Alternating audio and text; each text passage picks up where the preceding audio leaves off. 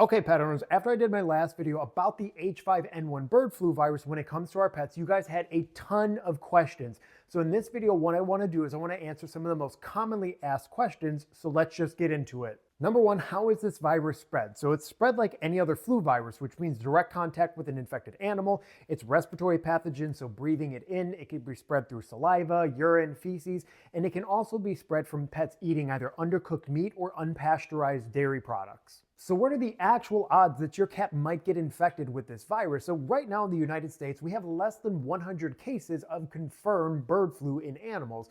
So statistically speaking, the odds are not very high. So does that mean you have to follow all of the recommendations I gave in the last video? No, that's not what that means.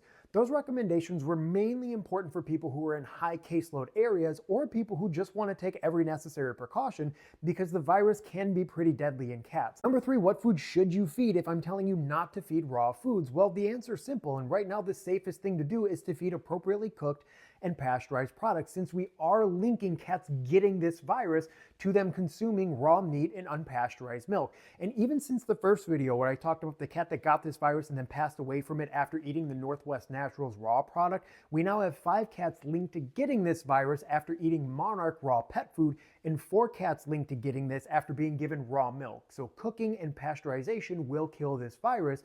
And if you do feed a raw food, the other thing you can do is just contact the company to see if it's okay to cook the food before you feed it to your pet. Number 4, are catios and leash walking your cat really that unsafe? So this is a little bit of a yes and no answer. It's absolutely safer than just letting your cat free roam, but the problem with catios is most of them have wire or mesh walls to them, which means things can get in and out of the catio. So this is more important if you're in one of those regions where we're seeing a lot of cases of the H5N1 virus. Like for me, I'm not in one of those regions, so I let Biscotti out in the catio all the time. But once we start seeing more cases pop up in my region, the catio is probably going to be off limits for them for a little bit. Life's about taking the risk that you're comfortable taking.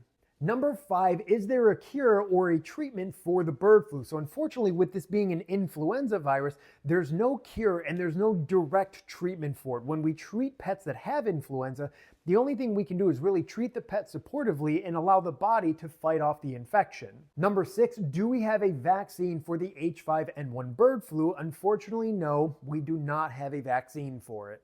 And at number 7, can reptiles get the H5N1 bird flu?